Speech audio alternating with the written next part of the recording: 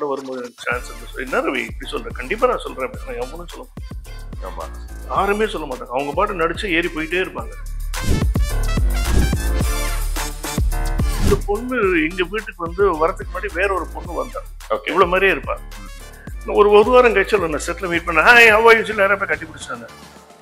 அவன் என்ன ஒரு மாதிரி பார்த்தான். கமல் சார் கிட்ட வந்து சினிமான்னு ஒரு புக்கு கொடுத்துட்டீங்கன்னா அவர் இந்த ஃப்ரேம்ல வச்சு இப்படி கொண்டு வந்துட்டாங்கன்னா அந்த புக்கு ஃபுல்லா அவர் சொல்லிடுவார். ரஜினி சார் எப்படின்னா ஃப்ரேம் வந்து அவர் லெஃப்ட்ல இருந்து ரைட்டு கிராஸ் பண்ணி போனா படம் 100 நாள். என்ன சாப்பிட்றாரு? ஏன் சிக்கன்லாம் சாப்பிட மாட்டேன்? சாப்பிடணும் பா. அதாவது அவர் பத்தி நிறைய பேர் பேசியிருக்காங்க. பட் அவர் எப்படிங்கிற ஒரு கேரக்டர் வரும் அவர் கூட ஒர்க் பண்ண அந்த 3 படத்துல நான் தெரிஞ்சுக்கிட்டேன். அவர் என்ன பண்ணோம்னா நடிக்கும்போது அவரோட ஆப்பனண்ட்டுக்கு தான் நிறைய ஸ்பேஸ் கொடுக்குறாரு. இப்போ வந்துட்டு சினிமா ஒரு பக்கம், சீரியல் ஒரு பக்கம் இருக்கு. எந்த இடத்துல வந்து உங்களுக்கு அதிகமான கம்ஃபர்ட் அண்ட் லவ் அதிகமா இருக்கு நினைக்கிறேன்? ரெண்டுமே ஒண்ணுதான். ரெண்டுமே ஒரே லைட்டு, ரெண்டுமே பிரியாரிட்டிஸ் இருக்கும்ல. உங்களுக்கு ஒரு பிரியாரிட்டிஸ் இருக்கும்ல இந்த இடத்துல தான். எனக்கு வந்து அட்மாஸ்பியரை பொறுத்து தான். எந்த டீம்ல நான் இருக்கேங்கிறது பொறுத்து. ஃபர்ஸ்ட் ஆஃப் ஆல் நான் வந்து I don't use any caravans. Okay. நான் எங்கேயுமே கேரவன் இருக்கும், ஏசி ரூம் இருக்கு. நான் வெளியே தான் சேர் போட்டு வந்துடும். நீங்க வரும்போது கூட பார்த்துருப்பேன், வெளியே தான் உட்காந்துருப்பேன். எனக்கு தேவையில்லை. பிகாஸ் மலையாளம் இண்டஸ்ட்ரியில வந்து no caravans, no AC room. நீ மோகன்லாரு, மம்முட்டியாரு, இல்லை ஜூனியர் ஆர்டிஸ்ட் எல்லாருக்கும் ஒரே ரூம் தான் அங்க. அந்த மாதிரி. ஸோ அது பார்க்கும்போது கேபி சார் படம் பண்ணும்போதெல்லாம் கேரவன் கிடையாது. அவர் சீரியல் பண்ணும்போதெல்லாம் கேரவன் கிடையாது. எல்லாரும் சேரை போட்டு உட்காந்துருப்போம், ஹாலில் உட்காந்துருப்போம். லூட்டி பண்ணும்போது எனக்கு ஒரு ரூம் கொடுத்துருவாங்க, ஊர்வசிக்கு ஒரு ரூம் கொடுத்துருவாங்க, ஒரு ஏசி ரூம் கொடுத்துருவாங்க. அவ்வளோதான். அங்கேயும் வந்து எல்லாருமே உட்காந்துருப்பாங்க, நான் மட்டும் இருக்க மாட்டேன். எல்லாரும் உட்காந்து பேசிட்டு இருப்போம், எழுதுறது எல்லாமே அங்கே தான் நடக்கும். So I like to be in open crowd. நான் வந்து மற்றவங்க கூட என்னை வேறுபடுத்தி பார்த்துக்கணுங்கிற ஒரு இது வேண்டாம் அப்படிங்கிற மாதிரி கான்செப்ட் என் மைண்ட்ல வந்ததுல. அதே மாதிரி நான் அங்க நடிக்க வந்த டைம்ல வந்து எனக்கு சீனியரா இருக்கிறவங்க வந்துலாம் நான் சொல்லுவேன், ஏய் நீ நிறைய படங்கள்லாம் பண்ணிட்டு இருக்க, அடுத்த படம் வரும்போது எனக்கு சான்ஸ் இருந்துச்சு. என்ன ரவி இப்படி சொல்றேன், கண்டிப்பா நான் சொல்றேன். நான் எவ்வளவு சொல்ல மாட்டேன். ஆமா, யாருமே சொல்ல மாட்டாங்க. அவங்க பாட்டு நடிச்சு ஏறி போயிட்டே இருப்பாங்க. அதுக்கப்புறம் நான் கேட்பேன், என்ன நான் சொல்றேன், இல்ல அது அந்த கேரக்டர் வரல, நல்லா சொல்லல அப்படிம்பாங்க. ஆனா நிறைய பேருக்கு நடந்துட்டு இருக்கல சார், நிறைய பேர் இன்னைக்கும் நடக்குது. அது இண்டஸ்ட்ரி நிறைய பேர் இருக்காங்க அந்த மாதிரி. ஒரு ஃபேக் ஹோப்ஸ்னு சொல்றாங்கல்ல. ஃபேக் ஹோப்ஸ் இல்ல, ஃபால்ஸ் ப்ராமிசஸ். ஹோப்புங்கிறது வந்து எனக்கு இருக்குது, பட் அவங்க கொடுக்குற ஃபால்ஸ் ப்ராமிஸ் இருக்குல்ல அது. ஸோ இன்னைக்கு வந்து எனக்கு தெரிஞ்சு யாருன்னா வரும்போது somebody is asking me for help and if I know people will listen to what I say, I put them onto them, I link them with that I do. அந்த வழி என்னங்கிறது எனக்கு தெரியும். So that I do it. அதே மாதிரி லொக்கேஷனில் கூட சாப்பாடு, we all sit together and eat. Director அவங்களாம் தனியாக உட்காந்து சாப்பிட்டு இருப்பாங்க. I sit with entire camera unit அந்த production team, I sit eat with I work. So comfort zone பொறுத்த வரைக்கும் பார்த்தா ஆக்டிங் பார்ட்டை பொறுத்த வரைக்கும் it is both are same for me. Okay. Dialogue வரும், கரெக்ஷன்ஸ் வரும், அதே ஆக்ஷன், அதே cut, light different, camera different, அவ்வளோதான் வேலை. பட் சினிமாவுக்கு சீரியலுக்கு ஒரு அட்வான்டேஜ்னா, சினிமா வந்து மார்னிங் போயிட்டா ஷார்ட் முடிஞ்சா வீட்டுக்கு அனுப்பிச்சிடுவாங்க. சீரியல் அப்படி இல்லை. காலையில் போய் சில உட்காந்துட்டு சாயங்காலம் 6 மணிக்கு ஒரே ஒரு சீன் ஷாட் இருந்தாலும் இது காலையில் எடுத்து பண்ணிடலாம், பண்ண மாட்டாங்க. சீரியல் அதோட ட்ராபேக் இருக்குது. அது நான் ப்ரீவியஸாக நான் பண்ண அந்த ஒரு சீரியலில் எனக்கு அந்த செட்பேக்ஸ் நிறைய இருந்தது. நான் எவ்வளவோ சொல்லுவேன், இல்லை சார் நம்ம வந்து ஆர்டரில் போகிறோம். என்னத்தை ஆர்டரில் போகிறீங்க? இப்படி வந்து எடிட் பண்ணி தானே போகிறேன், டெலிகாஸ்ட் பண்ண போகிறீங்க. அது எப்படி பண்ணேன்னா, அனலாக் டைம்லேயும் ஒன்றுமே இல்லாமல் பண்ணும்போது நீங்கள் டிஜிட்டல் இருக்கும்போது எங்கே இருந்தால் நம்ம எடிட் காப்பி பேஸ்ட் பண்ணி பண்ணலாமே. I tell them don't give me all this bullshit replies. Okay. அதுக்கப்புறம் ஒரு ஸ்டேஜ் வந்தது, பேமெண்ட் வரல எனக்கு. ஓகே. இன்னைக்கு தரேன், நாளைக்கு தரேன் அப்படி சொல்லி 90 டேஸ்லாம் எடுக்க ஆரம்பிச்சாங்க. எங்களுக்கு மற்ற எக்ஸ்பென்சஸ் எல்லாம் இருக்கு. ஸோ நான் கிளீனாக சொல்லேன், எனக்கு இந்த மந்த் பேமெண்ட் வந்து டைமுக்கு வரலன்னா நான் கிளீனாக லொக்கேஷன் வந்து கிளம்பிடுவேன் அப்படின்னு. இல்லை சார் நான் கண்டிப்பாக வாங்கி கொடுத்துட்றேன் அப்படின்னு. 1 மணிக்கு எனக்கு வரணும் அப்படின்னு. ஓகே சார் இன்னும் கரெக்டான மார்னிங் செட்டு போய் மேக்கப் எல்லாம் போட்டுச்சு ஒரு சீன் நடிச்சு முடிச்சுட்டு வந்து மேனேஜர் கேட்குறேன், ஃபோன் பண்ணு அப்படின்னு. ஃபோன் பண்ணுறான், 5 மணிக்கு வரும் சொல்லு பேமெண்ட் அப்படின்னாங்க. நான் சொல்கிறேன் கன்ஃபார்ம்டாக 5 மணிக்கு வராது, ஏன்னா இன்னைக்கு பேங்க் கிடையாது சார், நமக்கு எல்லாமே ஆன்லைன் இருந்தாலும் இன்னைக்கு பண்ண முடியாது, because amount is not a small amount. Okay okay. நான் சொன்னேன் கரெக்டாக அதுக்கு திருப்பி இன்னும் ஒரு சீன் போயிட்டு வந்து கேட்டேன், கரெக்டாக கேட்டு சொல்ல எனக்கு எப்போ வரும்னு. சார் 25th தான் சார் வருங்கிறாங்க அப்படின்னு. அப்படி வண்டியை ஸ்டார்ட் பண்ணி கிளம்பினேன் நான். துரத்துறாங்க. சார் இன்னும் வந்து நான் நானே ஒரு கிளீனாக ஓப்பன் வீடியோ ஸ்டேட்மெண்ட் கொடுக்குறேன். இந்த மாதிரி ஏமாத்துறாங்க இந்த கம்பெனிலாம், அதனால வந்து walk out of the company. இது நடுவில் இவங்க என்ன பண்ணாங்கன்னா, அந்த கம்பெனில வந்து வேற ஒரு 3 ஆர்டிஸ்ட் அப்ரோச் பண்ணி பொய் சொல்லியிருக்காங்க. என்னன்னு நீங்க வந்து ஒரு ரீப்ளேஸ்மெண்ட் கேரக்டர் பண்ணணும் அப்படின்னு பரத் கல்யாண கூப்பிட்டு பரத் எனக்கு ஃபோன் பண்ணான். மச்சான் அந்த மாதிரி ஃபோன் பண்றாங்கடா உனக்கு ரீப்ளேஸ்மெண்ட் அப்படின்னு. உனக்கு எதுக்கிட்ட ரீப்ளேஸ்மெண்ட் அப்படின்னு என்ன சொன்னாங்க அவங்க? அப்படி இல்லை ஏதோ பர்சனல் ரீசன் நீ வந்துட்டாமே வெளியில, பணம் வரலடனால தான் நான் வந்தேன் அப்படின்னு.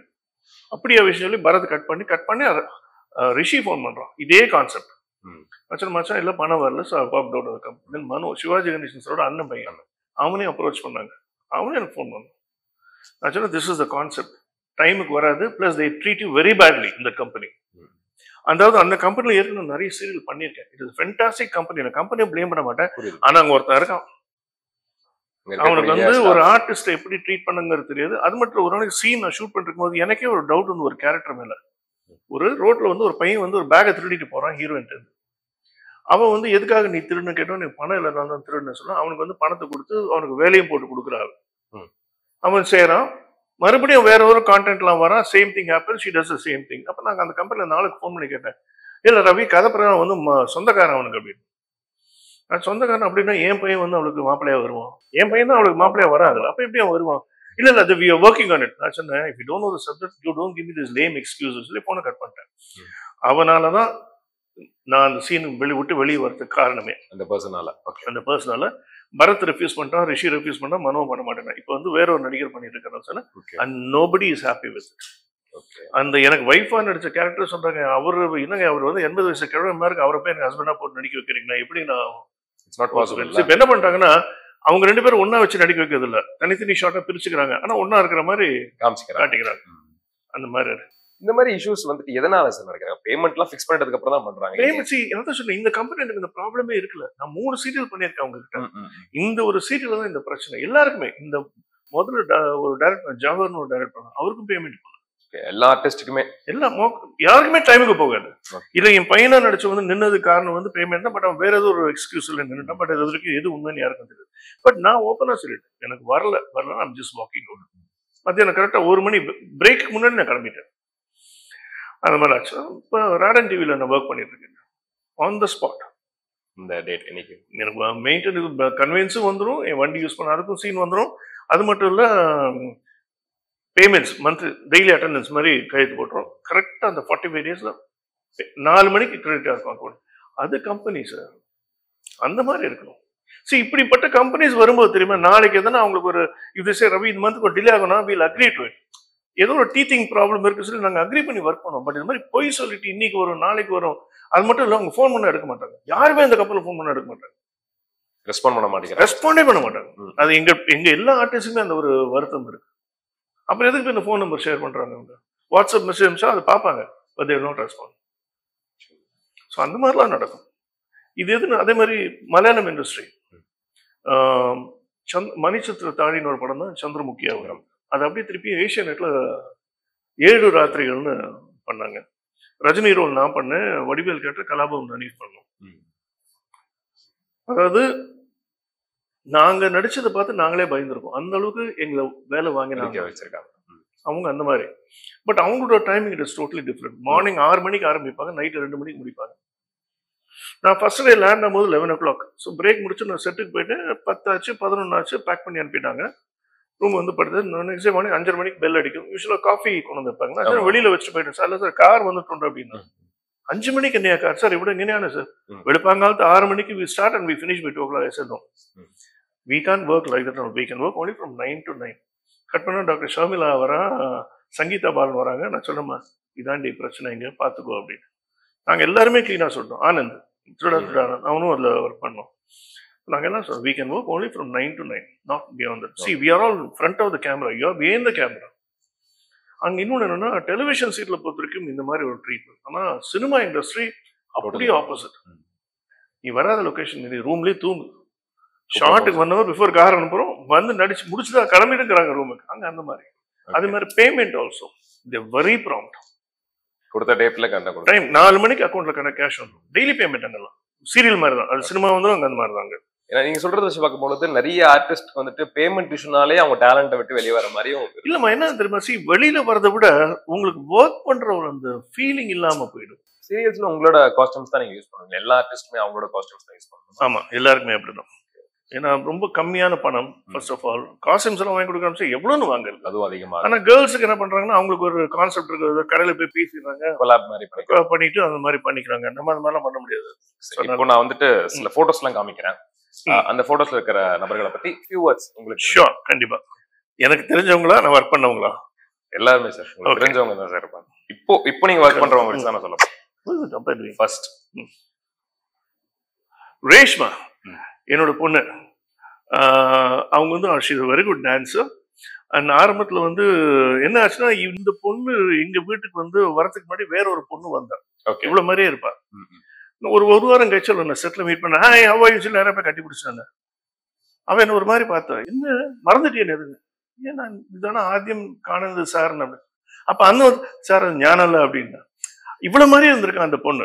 பேசிக்கா அவளும் என்னோட டேடின்னு தான் கூப்பிடுவார். ஸோ அந்த அந்த லிமிடேஷன்ஸ் நான் எல்லாத்தையுமே நான் வச்சுப்பேன்.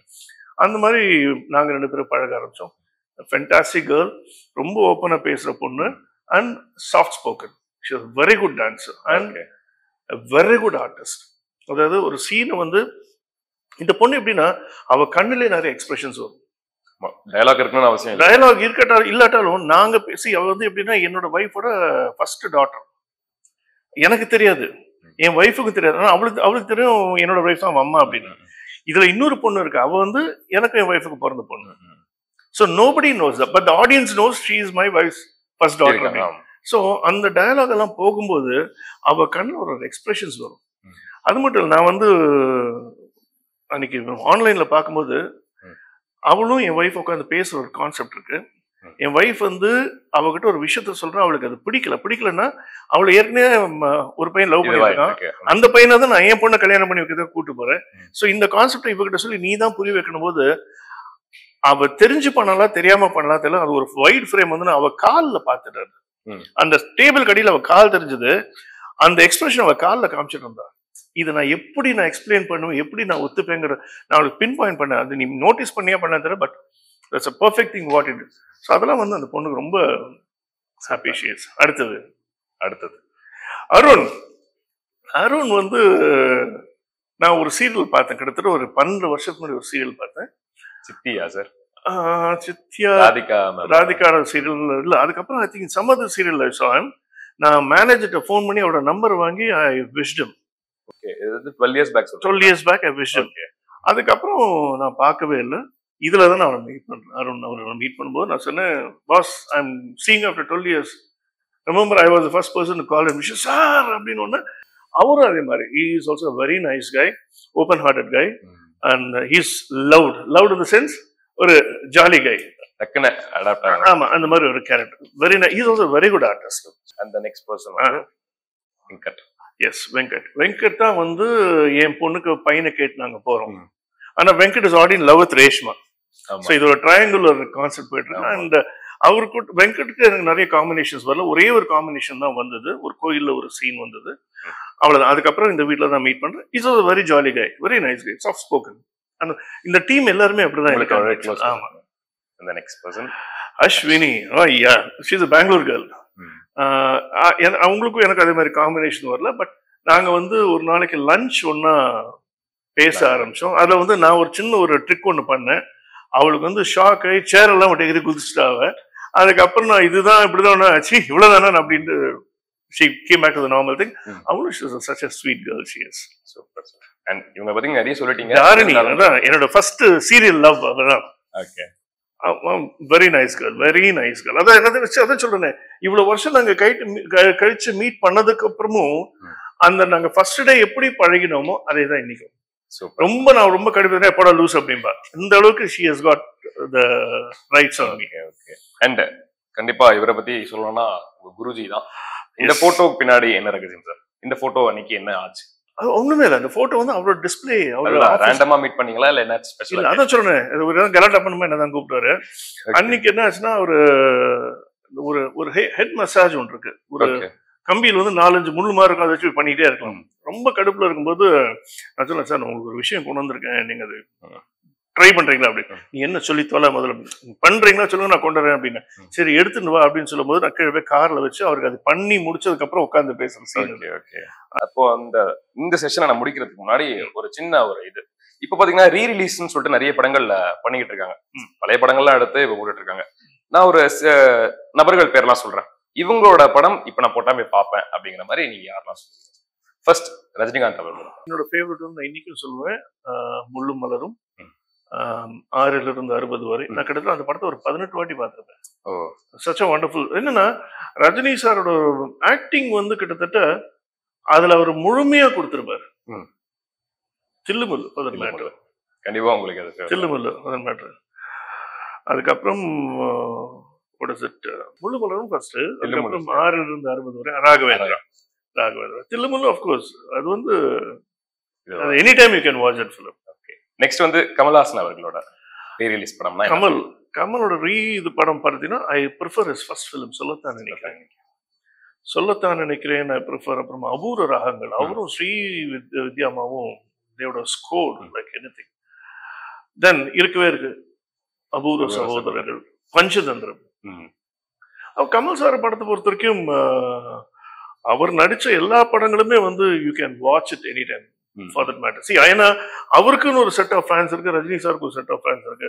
அதை நான் ரொம்ப இதாக நான் சொல்லுவேன். கமல் சார் கிட்ட வந்து சினிமான்னு ஒரு புக்கு கொடுத்துட்டீங்கன்னா அவர் இந்த ஃப்ரேம்ல வச்சு இப்படி கொண்டு வந்துட்டாருன்னா அந்த புக்கு ஃபுல்லா அவர் சொல்லிடுவார். ரஜினி சார் எப்படின்னா ஃப்ரேம் வந்து அவர் லெஃப்ட்ல இருந்து ரைட்டு கிராஸ் பண்ணி போனா படம் 100 நாள். ஸோ இவங்க 2 பேருக்கு இப்படி ஒரு வேரியேஷன் இருக்கும்போது அது ஒரு குரூப், இது ஒரு குரூப். இப்போ வந்து அஜித்துக்கும் விஜய்க்கும் இருக்கிற மாதிரி ஒரு கமல்ராஜ் தேவர் த பீக் அப்பெல்லாம். நெக்ஸ்ட் வந்து விஜயகாந்த். சாரி, கமல் சார் பொறுத்தவரைக்கும் நினைத்தாலே நிற்கும். ஓகே, இது ஆஃப் கோர்ஸ். அப்போ உங்க லிஸ்ட் பாத்தீங்கன்னா பெரிய லிஸ்டா இருக்கு, நிறைய இருக்கு. அது நிறைய போனா அப்ப அதுவே 13 எபிசோடு போகும். புரியுது, அதேதான். அடுத்ததா விஜயகாந்த் அவர்கள் 3 படம் பண்ணேன். 3 படம் பண்ணேன். உளவுத்துறை, அதுக்கப்புறம் ஆஞ்சனியா, அப்புறம் ஒன் மோர் ஃபிலிம் பேர் ஞாபகத்துக்கு வரல. என்ன சாப்பிட்றேன்னா ஏன் சிக்கன்லாம் சாப்பிட மாட்டேன், சாப்பிடணும் பா. அதாவது அவர் பத்தி நிறைய பேர் பேசியிருக்காங்க. பட் அவர் எப்படிங்கிற ஒரு கேரக்டர் வரும், அவர் கூட ஒர்க் பண்ண 3 படத்துல நான் தெரிஞ்சுக்கிட்டேன். அவர் என்ன பண்ணோம்னா நடிக்கும்போது அவரோட ஆப்பனண்ட்டுக்கு தான் நிறைய ஸ்பேஸ் கொடுக்குறாரு. அவர் பண்றாரோ இல்லையோ, நீ உனக்கு இதுதான் போர்ஷன், இது இப்படி இல்லை, அவருக்கு இன்னும் கொஞ்சம் எழுதுங்க அப்படின்னு சொல்லி கொடுக்குற ஒரு கேரக்டர்.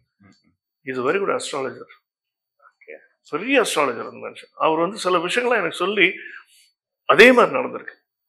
அதே மாதிரி அவரும் வந்து அதே மாதிரி தான். அந்த நடிக்கிறது வரைக்கும் தான், நடிச்சு முடிச்சதுக்கு அப்புறம் எல்லாம் ஒரே வாடா போடா, கும்பல் கோவிந்தா, சாயங்காலம் கலாட்டா, இந்த மாதிரி ஒரு கேரக்டர். ஒரு நல்ல மனுஷன், தங்கமான மனுஷன் சொல்லுவாரு. வேல்யூபிளான டைமுக்கு ரொம்பவே thank you sir. Thank you once again.